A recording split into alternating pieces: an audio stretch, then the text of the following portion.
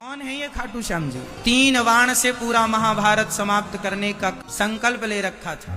कौन? बर्बरीक जी ने 3 बाण से सारा युद्ध समाप्त। भगवान ने कहा, अच्छा यदि इस पीपल के पत्ते पर तुमने 1 बाण से छेद कर दिया तो मैं मान लूंगा कि तुम 3 बाण से पूरा महाभारत जीत लोगे या समाप्त कर दोगे। पांव के नीचे पत्ता दबा लिया भगवान ने और बाण चलाया श्री बर्बरीक जी ने। 1 बाण से सारे पत्तों में छेद हो गए। आश्चर्य मानेंगे आप लोग, हरियाणा में आज भी कुरुक्षेत्र के पास वह गांव आज भी है और वह पीपल का पेड़ आज भी है, जिसके आज भी उस पीपल के हर पत्ते पर आज भी छेद हैं। मतलब जब नया पीपल का नया पत्ता निकलता है उसमें आज भी छेद है। ये बात कितनी पुरानी है? 5000 साल पुरानी। भगवान ने तुरंत सिर काट दिया बर्बरीक जी का कि भगवान ने कहा था कि तुम किसके पक्ष से युद्ध करोगे?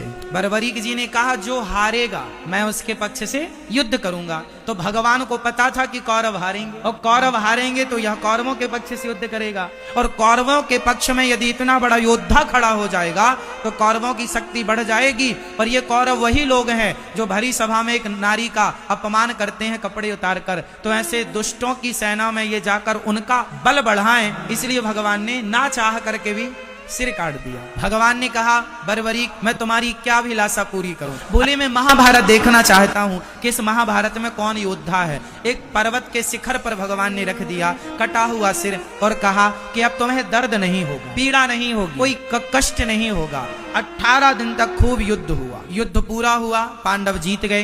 कुछ दिन के बाद भगवान बर्बरीक जी से मिलने गए पांडवों को लेकर। भगवान ने बर्बरीक जी से कहा, भैया बताओ कि महाभारत में तुमने सबसे बड़ा योद्धा किसे माना है? पर बर्बरीक जी ने मुस्कुराते हुए कहा, प्रभु इस महाभारत में मुझे आपके सुदर्शन चक्र के अतिरिक्त कुछ दिखाई ही नहीं पड़ा। वो तो आपका सुदर्शन चक्र उन्हें गति प्रदान करता था, उन्हें बल प्रदान करता था। अब अर्जुन को समझ में आया कि महाभारत के असली हीरो हम नहीं, ना करते हुए भी भगवान सब करते हैं। जैसे महाभारत में कुछ ना करते हुए मेरे कन्हैया ने सब कुछ किया। तो बर्बरीक जी से कहा, अब तुम्हारी इच्छा बताओ। प्रभु बस आपका दर्शन हो गया, कोई कामना नहीं। भगवान बोले, सुनो तुम निर्दोष हो, तुमने कोई अपराध तो किया नहीं, मैं तुम्हें मृत्यु दंड किसका दूं? इसलिए जाओ और मेरे, अब तुम बर्बरीक के नाम से नहीं तो जो श्याम नाम है वह श्याम नाम मैं तुम्हें प्रदान करता हूं। और तुम अब कलयुग में जो हार रहे हैं भक्त, उन हारे के सहारे बनते रहना, इसलिए उन्हें हारे का सहारा कहा जाता है।